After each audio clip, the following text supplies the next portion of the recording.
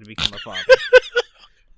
Why are you laughing? You're so mean, Janoda. Wow. No. The most inappropriate laugh ever. No, I just thought of calling Alex daddy.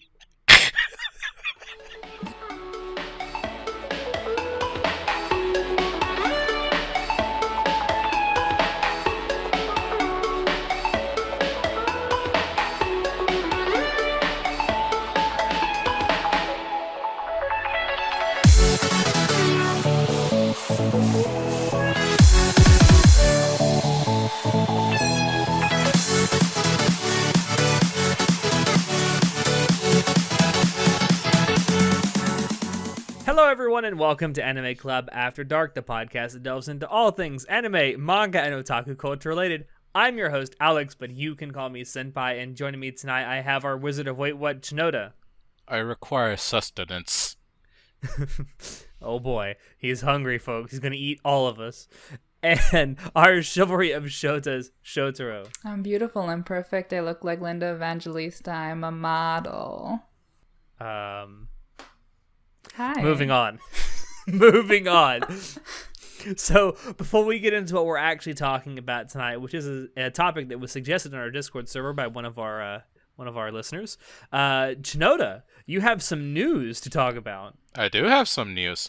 So, earlier this week, the Dragon Ball Super movie Broly came out. Now, this is the new Broly movie that's actually canon in the story, and it was actually rather good. It's already made over $7 million, which is impressive on itself, and I only see it making more money as it goes along.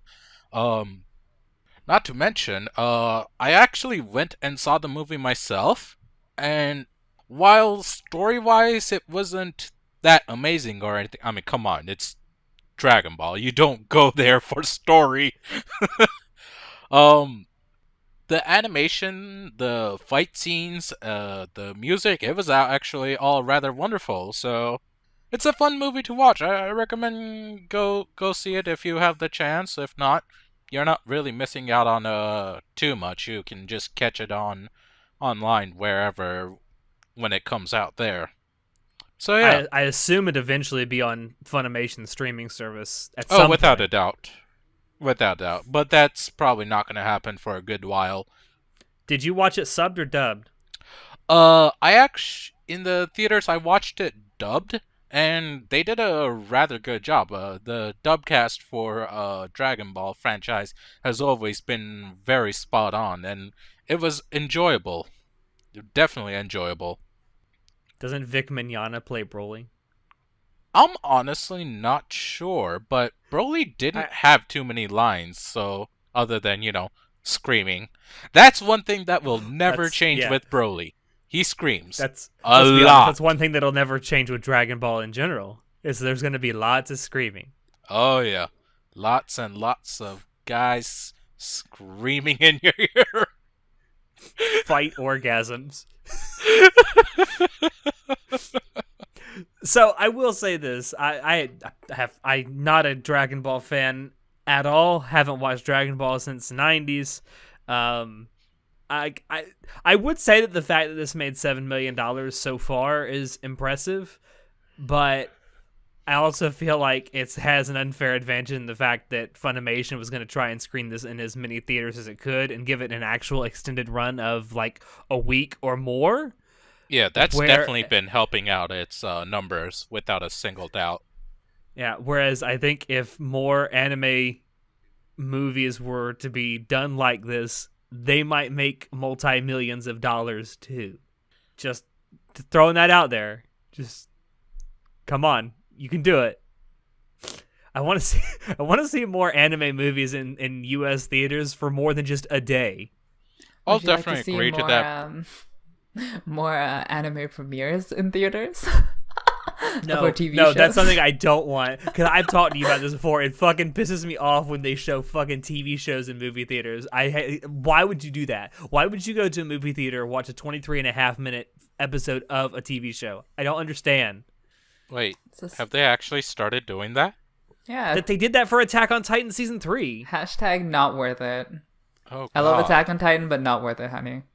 Why would you do that? Why would you go? Because like a ticket to the movie theater costs you like what, 13, 14 US The dollars? experience, Alex. You can't put a price on pleasure. Yeah, well, you said it Well, wasn't I'll worth it, argue and on you that. listen. Well, you can get a hand job in the movie theater, I suppose, but even you're a ardent Attack on Titan fan, and you went and saw that in theaters, and even you came away with the impression that it wasn't worth it. Okay, there are two things I have to say. They didn't show me the OP in the premiere, and they showed How are they not going to show the OP? I know. I was so pissed off. I'm like, I went out to this goddamn theater. You're not going to show me the fucking OP. And then when it aired on Crunchyroll in the first episode, there was an OP. And I'm like, excuse me? Excuse me? And second of all, the third season of Attack on Titan, the first episode wasn't that great in general. It was just like plot. It was not like, action. So... even if it was for a show that I loved, I don't think I would do it. Like, it just monetarily, it doesn't make any sense. Like, if it were like a feature based on a show that I loved, then yes, but not a single episode. No, I just can't monetarily. I can't make that work in my head to pay $13 to see a single episode of a show. That's like fucking Sentai prices right there. Which is ridiculous on itself. Yeah. Sentai does a great job with their dubbing, and they put together really great like packages for their special edition releases, but you got to be a fucking banker, fucking lawyer to buy their box sets. They're not making their products affordable, and that's going to cost them in the long run. But that's a whole nother episode. Yeah, Shall we get on to our main topic? Yes, we should. All right. So the topic that we actually are going to be talking about tonight, like I mentioned, is something that was brought up and suggested by a user on our Discord server, Chris. So thank you, Chris, for this episode idea. Again, Shout out to Chris for always giving us such beautiful suggestions. Well, his nickname on the Discord server is Big Brain Idea Man. So, and he there's a deserves reason it for that. Yes. All right. So the topic that we are going to be talking about is so the three of us that are here have been watching anime and or reading manga for a significant amount of time now, many years. It was all a mistake. Yeah. So we're going to talk about some specific characters in anime, manga, etc. that they have inspired us in some way, or that they reflect parts of us, or that they have helped us relate to something in our lives in some way, shape, or form. So that's what we're going to talk about tonight. So I'll go ahead and start off with this.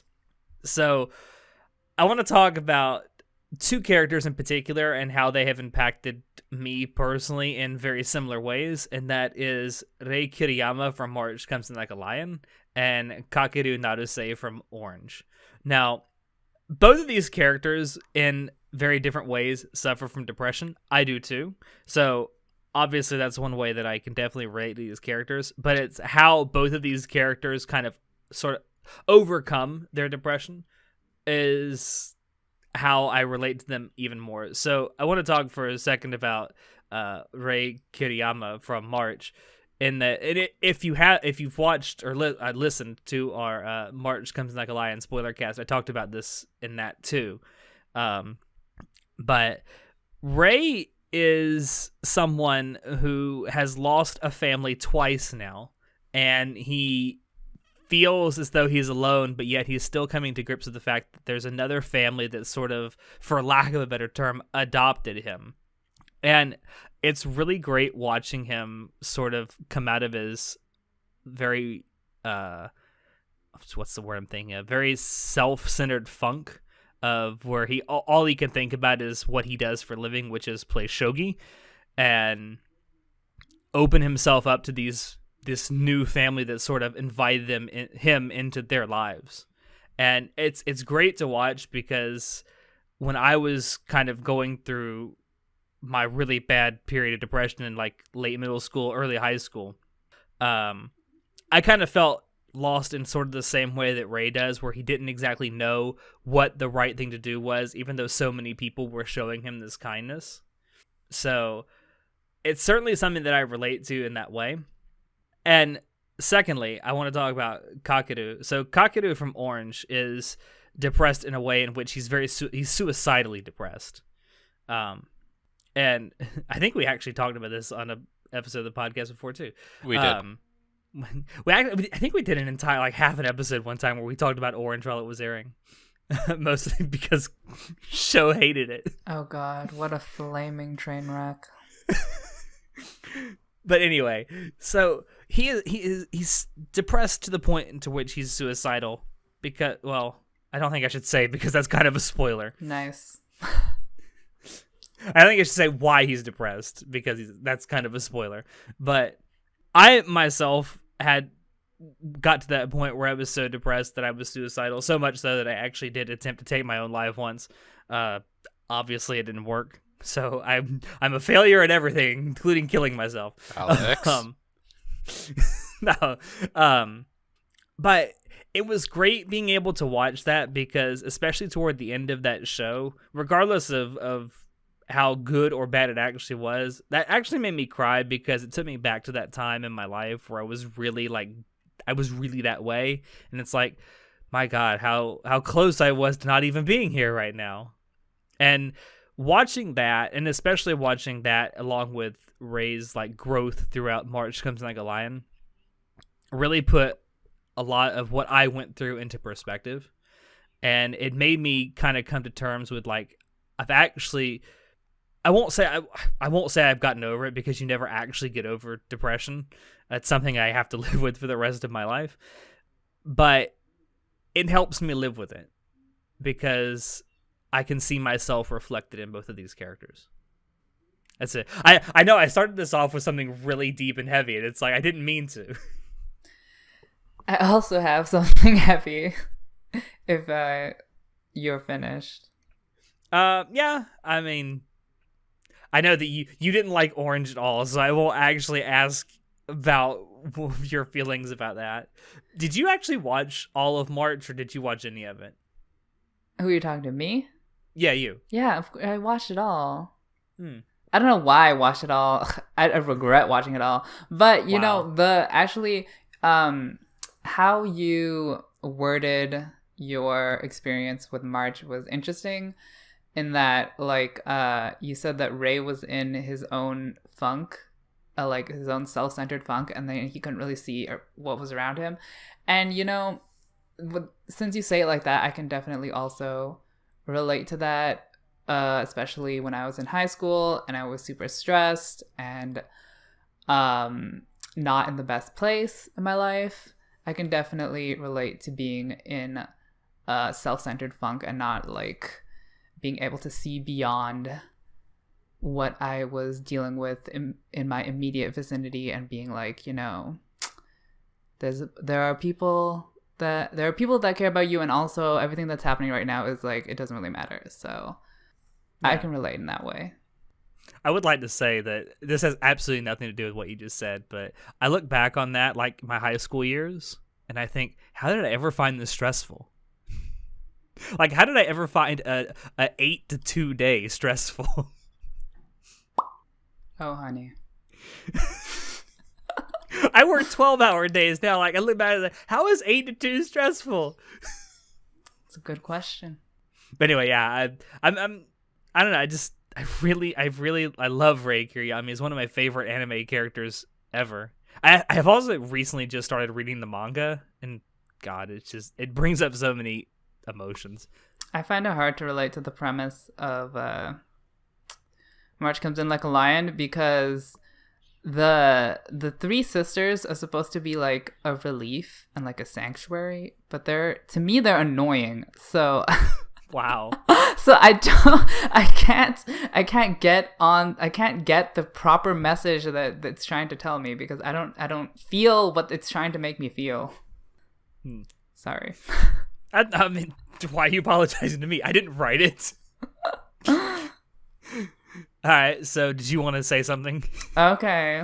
Now, so character I chose to relate to is Colin Stockfeld from Code Geass. In particular, her relationship with her mom, and specifically in that her mom this is like very, very minor spoilers for Code Geass. It's extremely minor, so you don't really have to be Yeah. worried about it. So yeah. So her mom later, like in the middle of the show, gets addicted to these drugs that cause you to live in the past and not think about the present, like kind of like hallucinogens. And then Colin, hates her mom for various reasons.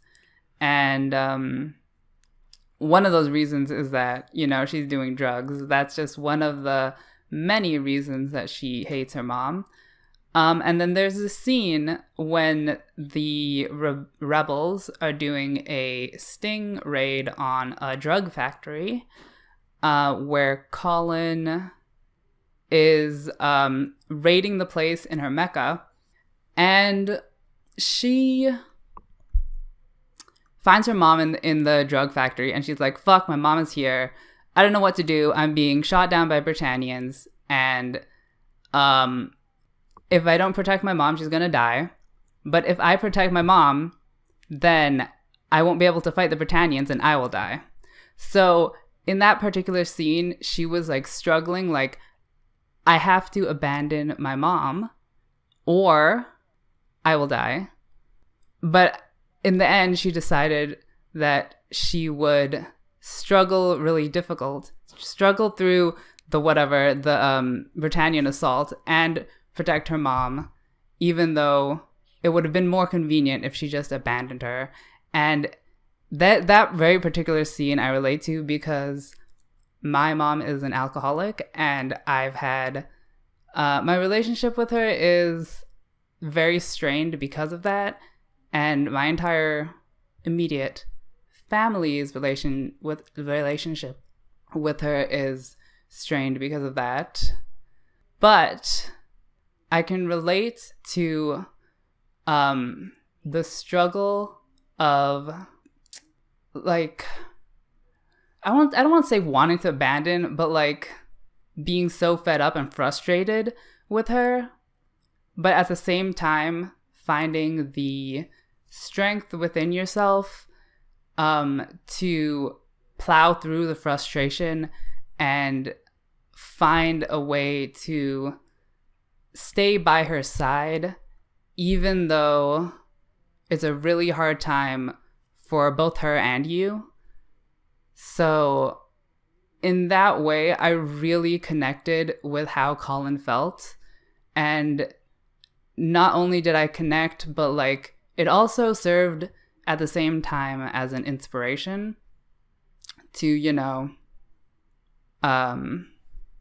just keep being strong for myself and for her. So yeah, that's one of the characters that really helped me get through a hard time in my life. Wow. This is the deep cast here. Jesus. Don't do drugs, kids. Don't do drugs. Yeah, I mean, I can definitely understand that first of all, I actually really loved that episode of Code Geass. Oh my God, personally. yes. It's actually one of my favorite episodes of Code Geass. Actually, just a lot of stuff involving Colin was really good episodes, in my opinion. But it's difficult dealing with someone that's close to you. It doesn't necessarily have to be a family member. It can be a really close friend, but just dealing with someone close to you that has an addiction to drugs, it's not easy. Nope. And I mean, there's many different ways that you can get through it. Certainly, there's a lot of different ways that the person who's actually addicted to the drugs can get through it. But a lot of times what a lot of these people need is someone there who isn't addicted to the drugs to tell them like that they have someone there for them that actually loves and cares about them and wants them to get better for themselves. Yeah. From my own personal experience, I would say for anyone struggling with someone addicted to a substance, like that patience is really key, and like understanding and like not getting, it's basically, to me, the biggest thing is patience, not getting like not jumping to conclusions and like playing a blame game or anything. It's all about rehabilitation, not about, penalization. Um, and just, I mean, that wasn't really expressed in the scene with Colin, but like, I'd also like the actress for Colin, just the way that she was struggling between. She had her mom in the hand of her mecha, and she was clearly taking fire from the back of her mecha, and like her mecha was falling apart, and like she was just the way that her voice actress was you could see you could hear the agony in her voice, and that she didn't want to leave her mom, but she felt that she had to. And yeah, so that also really helped with the scene. And yeah. All right. Was that it? Yeah. Well, good luck, Chinoda, because I see nothing deep on your list. Yeah, I've been racking my brains trying to figure out how I'm gonna follow you two up after all that. Jesus, thank you for sharing, but Christ. Hey, we're opening up here, man. I'm not good with that. God damn it. Okay, fine. So, for me, maybe it might not be as deep, but a way I want a character has impacted me is how Naruto tries to be there for his friends when they need help. And like it's not just physically being there, but being there emotionally for them, and being there in a mental way for them as well. Now, I couldn't remember any specific scenes, and not to mention that'd be a lot to go through all that whole Also, series. many spoilers. Oh yeah, like way too many spoilers to go through.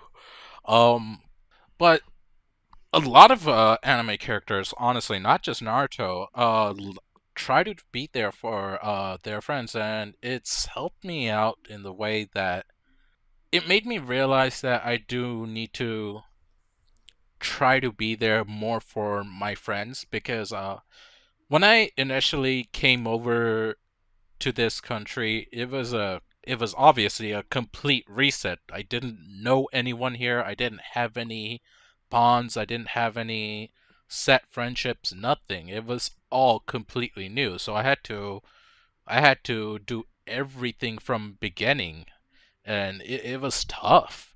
Like initially I moved to California.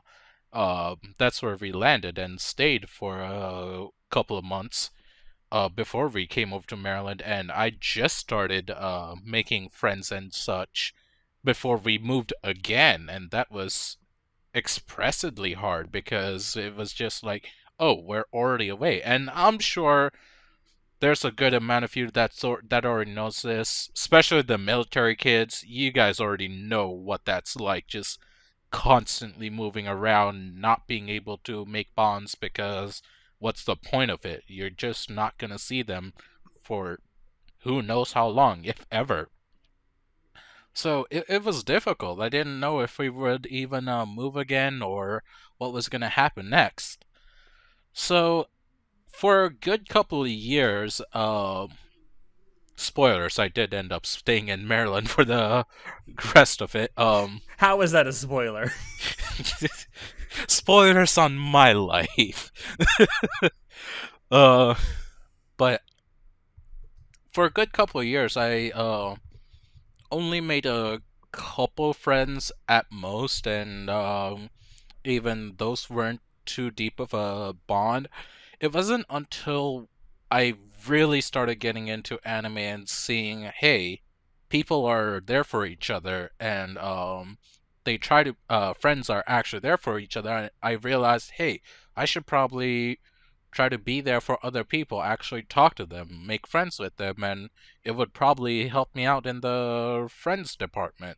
And you know what? It did. I was there to listen to the lonelier people, the people who who might say hi now and then, and I was like, you know what, let me give them a chance. And through that, I've actually managed to make bonds, make lifelong friendships, and I'm thankful for characters that helped me realize that the possibility for it is there, and they helped teach me that it was possible to make acquaintances and friends in such regards.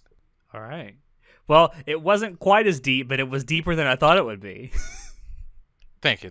I put my own spin to it. Considering the source material being referenced to. Naruto. Yes. Well, you know what? Listen, it is deeper than face appearance, okay? I will defend that. Listen, Shinoda, you can make friends. Just believe it. I'm gonna kick you out of the Discord server. I swear to God. Nope. Nope, it's a good joke. It's a good joke. It is a good joke, but I'm it's upset. Actually, it's you know what? At this point, that's the anime equivalent of a dad joke. It really is. Oh my God! Why? I think he's gonna eat us. We better hurry. I do want to yeah, friendship is a tricky thing, especially when you have to move somewhere new. Not that I would know. I grew up in the same town my entire childhood. But having heard that story over and over again from people who did move around a lot, I think even if you know you're going to be somewhere for a short amount of time, I still think it's important to try and make friends while you're there. I think even if you know you're never going to physically see them again, or you're pretty sure you're never going to see them again, I mean, you can still today for sure you can keep in touch online and stuff like that. So, and just because you're not right in front of each other all the time doesn't mean that you can't be friends. Although I think everyone in this podcast except for Natai I have met in person. I still consider Natai a friend, even though I've never met him in person. Most and you know definitely. what? Yeah. Naruto can teach you that too, because he was friends with Gaara and he hardly ever saw him. Aha! See, I brought it back around to Naruto. That was good. That was good. I'll be honest. I'm impressed. That's called a retransition. All right, so shall we move on? Let's. Because I have something I want to talk about. Since you mentioned family, I do want to talk about that. Mm-hmm. So I'm getting older. I'm almost 30. Almost, not quite. And as I have gotten older, I've thought more and more about if I actually do one day want to become a father. And I've been thinking about what kind of father I would want to be if I decided to become a father. Why are you laughing? You're so mean, Shinoda. Wow. No. The most inappropriate laugh ever. No, I just thought of calling Alex daddy. I think you already have a son. I'm sorry. Alex. I'm sorry. Come on. No. You already have a son. I'm trying to be as serious. I know. I'm sorry. I'm going to choke you out, I swear to God. Perfect father. So, yes. So I have been back on track. I have been thinking about what kind of father I would like to be. And although I have a type of example in my own father, I don't want to be exactly like my own father, because while I don't have any malice towards my father, he is not perfect. But, and not to say that this character is perfect either, but Kohei Inuzuka from Sweetness and Lightning, aka the dad in Sweetness and Lightning. If you've never seen Sweetness and Lightning, it's basically, not to spoil anything, first of all, go watch it. It's cute as fuck. And it will warm your heart like nobody's business. But it's about a man who becomes a single father as a teacher, and he has to raise his daughter basically alone. And it's great watching it, because you get to see this great father-daughter dynamic that you really don't see. First of all, in fiction in general, there's so few stories that revolve around single fathers, so it was great to watch it in that respect. But there's also not a whole lot of anime that deal with this father-daughter dynamic in the way that Sweetness and Lightning did. So definitely go watch it for that alone. But Kohei actually just exhibits absolutely wonderful traits of what I think a father should be. He's genuinely loving and caring towards his daughter. He wants the best for her. And he tries his best, given that he has a hectic schedule as a teacher, to provide as much of his own time that he can for her, to do things like, well, the show is mostly about cooking, so that's what they do a lot together. But they also take time out, if you read the manga, because the anime itself doesn't delve that deeply into it, but if you go and read the manga, you find that they do a lot more stuff together besides just cooking too. It was great watching that dynamic develop over the course of the anime and the manga now that I've read it. And I just think that a lot of the traits that he exhibits as a father are some of the same kind of traits that I would like to be able to exhibit if I do become a father at some point. Also, there's something else that he does. So there is an episode of the anime and a chapter in the manga where he gets like properly upset at his daughter, and instead of he has this initial reaction to spank her for what she does, but he stops himself from doing it and instead sits her down and tells her why what she did was wrong and why she shouldn't ever do it again. And I know that that's one, as a father, because my father has told me this too, it's one of the hardest instincts to stop yourself from doing, but it's also when you don't do it and you sit down, it's what you should actually strive to do. When you actually sit down with your child and explain what they did wrong and why they shouldn't do it again, that's what you should do. He is indeed dad goals, and yes, I have utter respect for him for that. So I have to ask, although this might be too personal, but so feel free, show, if you don't actually want to answer this question, not to answer it. As a gay man yourself, do you actually ever want to become a father? For a long time I didn't, and I don't know what my answer is right now. Fair enough. Maybe it's something you'll figure out once you get older.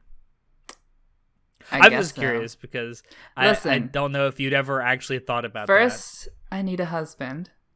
Then we can think about children, okay? That's true. A lot of that might actually depend on whether your husband ends up wanting children. I guess. Honey, I'm the one who calls the shots in this relationship. Oh, boy. What about you, Chinoda? You ever think about becoming a father?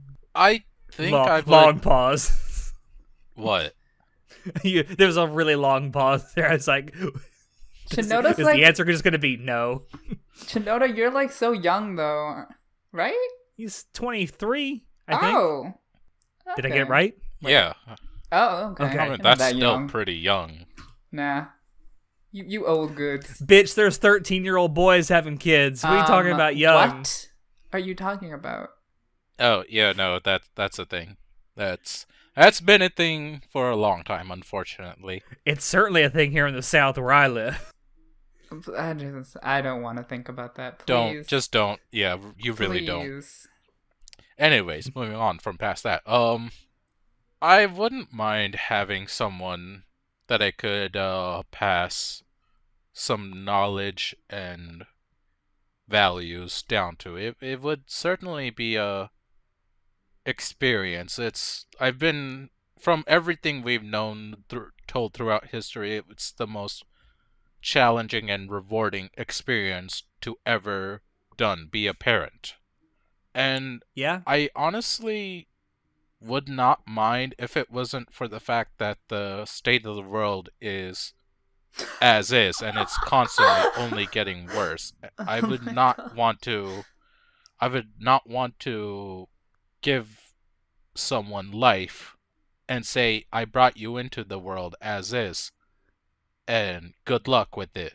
I'll teach you what I can, but it's only gonna get worse because us humans are just constantly shitting on everything. And I I can't condone that. And so I would have to answer currently, right now, no. If things get better, maybe I'll change my mind, but as is, no. Could always use what my mom used to use for discipline on me. She always used to say, I brought you into this world, I'll take you out. I That mean, way you didn't got to worry about it's them not growing even a up. discipline issue. That's easily taken care of. Okay. So, All right. sorry, it's a So- bit morbid, but that's just I- my I- view on it. I mean, it's a perfectly valid thing. Like, so, fun fact about me, I was an unplanned child. My parents actually decided right when they got married that they didn't want to have children because they thought the state of the world was so shitty back in the mid 80s. So, yeah. That Just because actually you don't got think it's going better. to happen. The world did get better for a time. Just because you don't plan on it don't mean it can't happen. This is true. God. It's also That's entirely lovely to possible think there's about. also already little me's running around out there. Whoa. God. That Okay, terrifies me. before- No. Okay, well, before we have a child custody battle here on the podcast. Nah, man. Yeah. All right. You have something else you want to talk about, Show? Yeah, I also have something to say about family. So, this is very complicated. Don't know where to start. I'm going to sound like really begrudging sigh. Because it's such a complicated thing. Okay, so a lot of Western media that I grew up watching, the concept of family would be something that is like uncool. Like you want to distance yourself as much away from it as possible and like be independent, do your own thing. That kind of message is what I would get from Western media. So to me, it was a big culture shock when I started watching anime because I saw a big trend in a lot of the different anime I watched where there would just be this unconditional love for your family, be like your siblings. Okay, not sexual. This is not going there, but like I've pure- read enough Dojinshi to know where this we're is not, going. No. Okay, like your siblings or your parents or your children, just unconditional, unwavering love and support, and like not even tongue in cheek, not even cheesy, just like flat out serious love that I see like a lot. And it was very surprising for me, and it made me think about my values.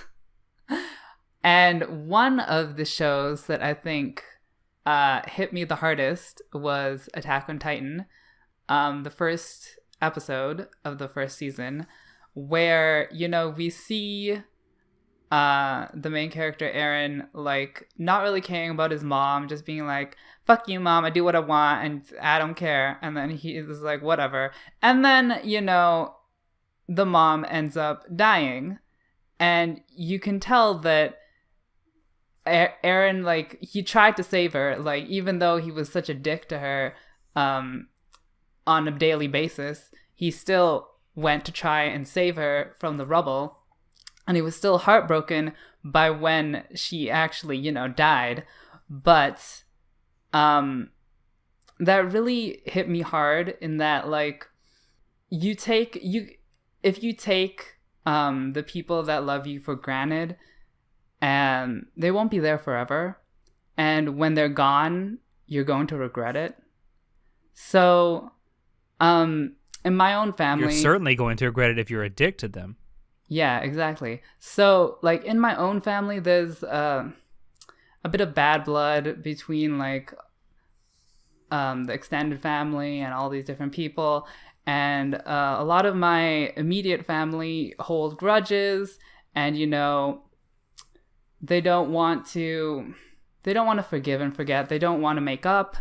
And for me personally, I've decided, like, not to hold grudges, not to like get caught all up in the drama, and just, you know, just appreciate the people I have for as long as I can, because I know I'm going to regret it if I don't. So that is a major lesson that I've learned through anime. And it's definitely something like, yeah, it's it's definitely something like, that's maybe, I don't know how to end this, but yeah, that's something I learned from anime. Yeah, I will say the thing you said about before, like, doesn't just apply to family. It can apply to friends too, like, because your friends can die just as easily as your family can. Yeah, it's very, very similar messages. Yeah. In fact, I actually had something like that happen once when I was in high school. There was a guy who I was friends with, and he did something. I won't actually repeat what it is on here because it may be slightly illegal. Oh no. And then he tried to implicate me in it, even though I had nothing to do with it. And I may have had a few choice words for him, and then, you know, he said, "Well, I don't want to be your friend anymore anyway." It's like, oh, okay. At the time, of course, I was very upset, and I didn't say that. I said many very bad things that I now regret, because 3 days later, he was killed in a car accident. That's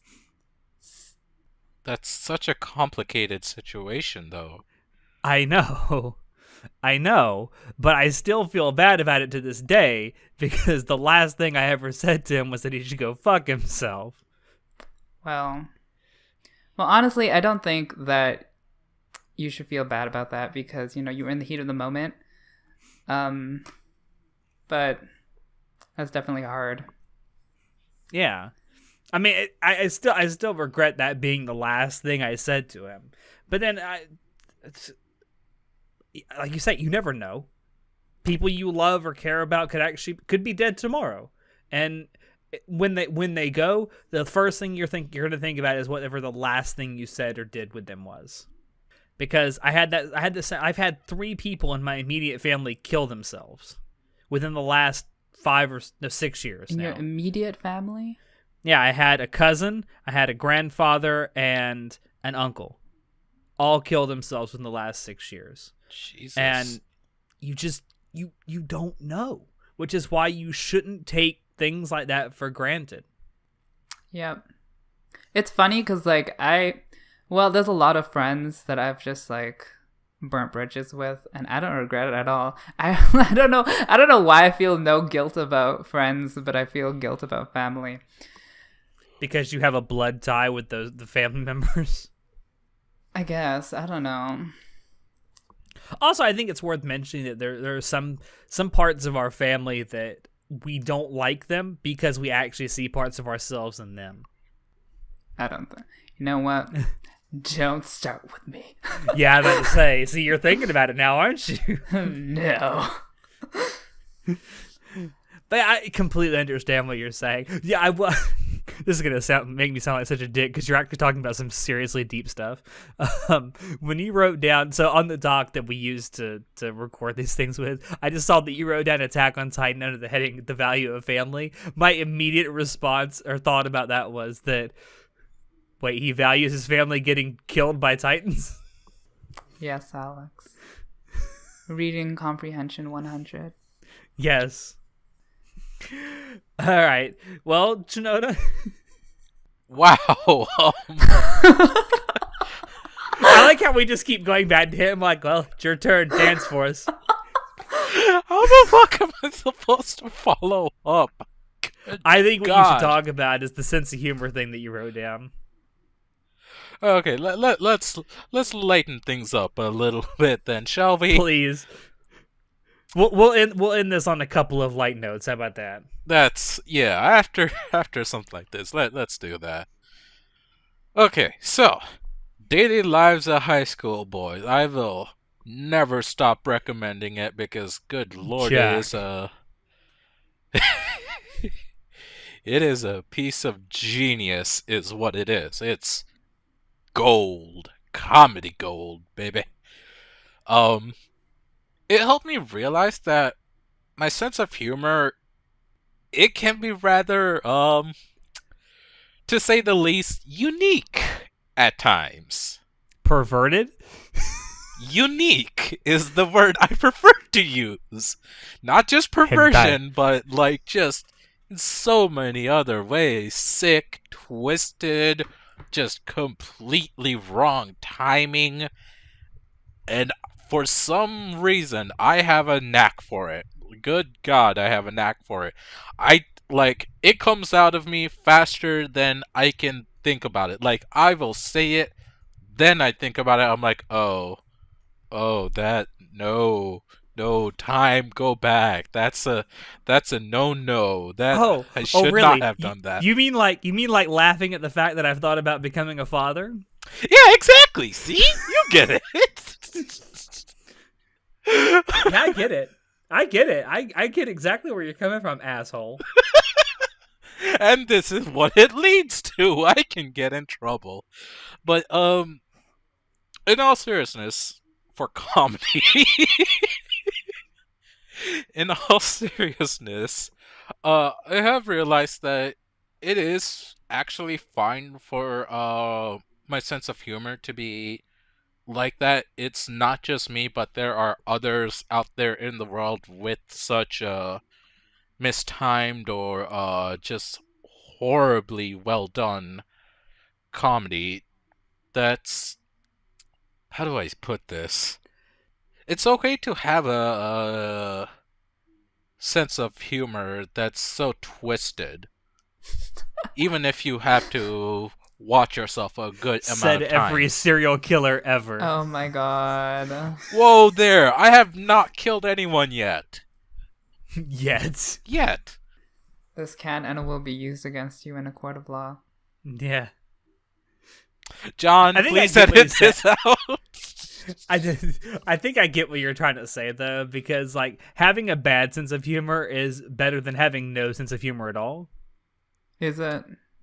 Yes. It is. I'd rather be around someone who laughs at inappropriate times than someone who never laughs at all. It's, at the very least, it's a good coping mechanism. I will definitely say that. Because at least it is a mechanism, even if it is different from a vast majority of people's mechanism, which is just a immediate reaction of shock, of sadness. Well, there's a surprising amount of people that will just start laughing. I didn't realize that there were so many other people that will just try to laugh it off because there's no other way of them. There's a saying, better, fuck, what was it? Get it right. Better to, if you don't laugh, you'll start crying. That's how I heard it. Very poetic. Yeah. I'm thinking there's a little bit more to that he's left out. Probably. That's actually the one I've heard. I'm sure But- there are other versions, don't get me wrong, but that's the one that I know of. But bringing this back to daily lives of high school boys. Yeah, That's one thing that Daily Lives is really good at, because all the main characters in that show make very off-color jokes at very inappropriate times. Yeah, like, it is so not okay a lot of the times, and that just makes it even more funny and just more relatable. And I Especially personally when it find comes to that literature endearing. girl. Yeah, exactly. Anything involving literature girl, it's all the wrong time. Like, girl, don't do this here. This is not the right place. This is not the right time. And yet it works out so beautifully. And everyone has a good couple of yucks. Yeah. At literature girl's expense. Yeah, She's so stupid. she's beautiful. She's mildly retarded, but very entertaining. Oh god. Man. Alex, do you Well, so I want to end this on something kind of light. okay. And so I don't think actually Show wrote anything down for this in particular, but I'll ask him anyway. Has an anime character ever inspired you to pick up a new skill or try something or want to learn more about something? I'll go with you, Chinoda, first. Has anyone? We may be here a while. I forgot who. This is an old memory, so I can't remember the character, but I remember there was a old anime with a character that just loved to set stuff on fire. Oh my god. Is her name Megumin? No. This is like single digit 2000 era. This is from way back then. Are you talking about Walker from Durarara? Because he's a pyromaniac. No, this was before Durarara. Like, Who this to was set shit on fire. Yes, I don't remember who. I just remember, like, it's in the. Okay, well, regardless of who or what it is, what did they inspire you to do if they set shit on fire? Remember, this cannon will be used in a court of law. I have done nothing illegal. Okay, I will state that right here and now, and I won't talk about anything that would be like that. Oh no. I feel like we're gonna have to like censor all of this in a few minutes. What did you set on fire, Chinoda? Who did you set on fire on a cross? Whoa! No, go back like 300 steps. What the fuck? No, I just burnt like whatever pieces of paper or wood that Oh my. that was just laying around outside in a safe, disposable way. I had a fire pit that I created out in the woods. I'm very concerned with what I'm hearing right now. It gave me a appreciation and a love of fire. The crackle of the flames, the snap of the words. What is Are you going sure? on? Are you sure you're not talking about Megumin? She definitely helped out. There's a reason I love her.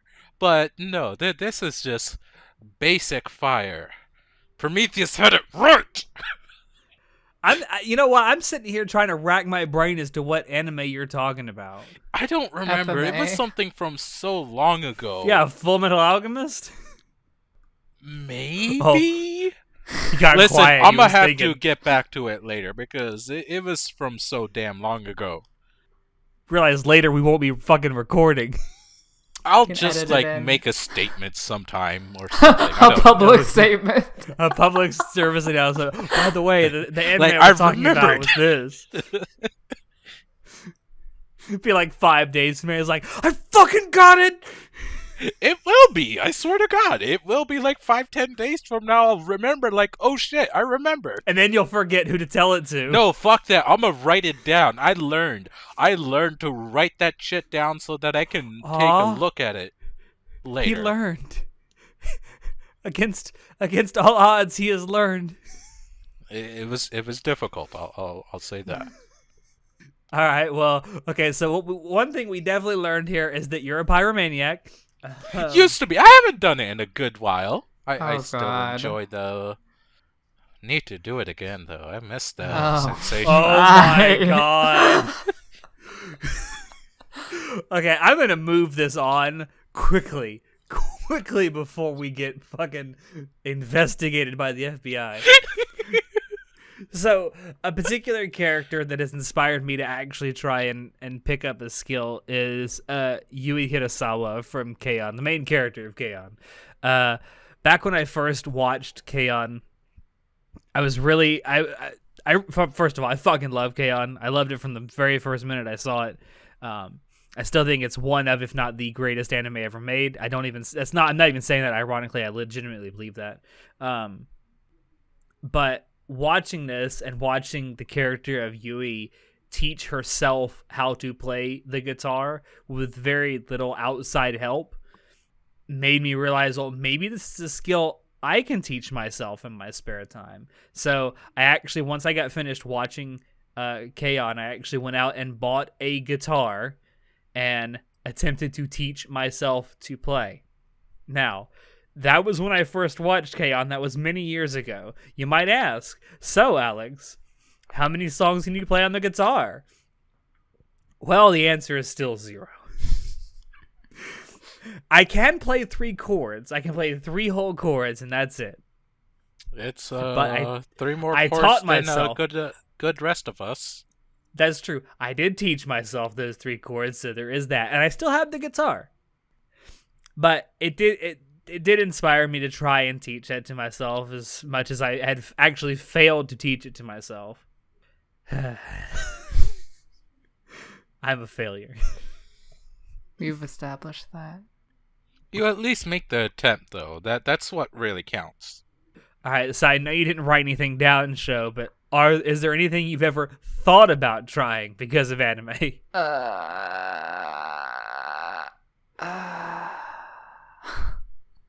You know I'm a lazy bitch. I ain't do shit. The closest thing I can think of, which isn't really directly related to any particular anime, is that I did make an effort to learn the Japanese language for a couple months, but I never continued that. Didn't it actually come in handy when you went to Japan last year? Oh, girl. That was quite an experience. It did come in handy.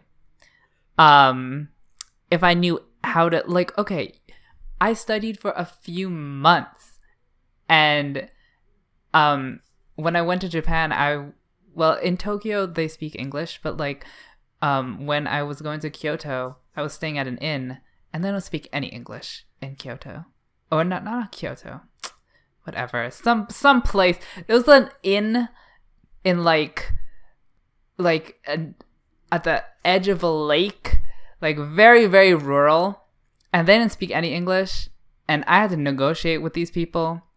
And in Japanese. Honey, I can't do full sentences in Japanese. I can barely do full words, girl. That took a lot of that hurt me mentally. But I did get through it. It was a great time. Just for curiosity's sake, how did you manage to get the place then, or what happened? Girl, you do it one word at a time. Oh, Patience God. is the key. So you had to call these people on the phone too, didn't you? Yeah, you had to negotiate over the phone. I had to negotiate. I had to negotiate the time that I was arriving over the phone. So you couldn't even use like hand gestures No. to point to things. It was a miracle they understood what was going on. Moshi Moshi. I'd be done at Moshi Moshi. I remember the conversation. I was like, oh God. No, I'm just gonna mess it up if I try to recreate it because I don't want to embarrass myself. Do it. Embarrass yourself. That's what No. we're all here. Why do you think we're here? Why do you think we're here?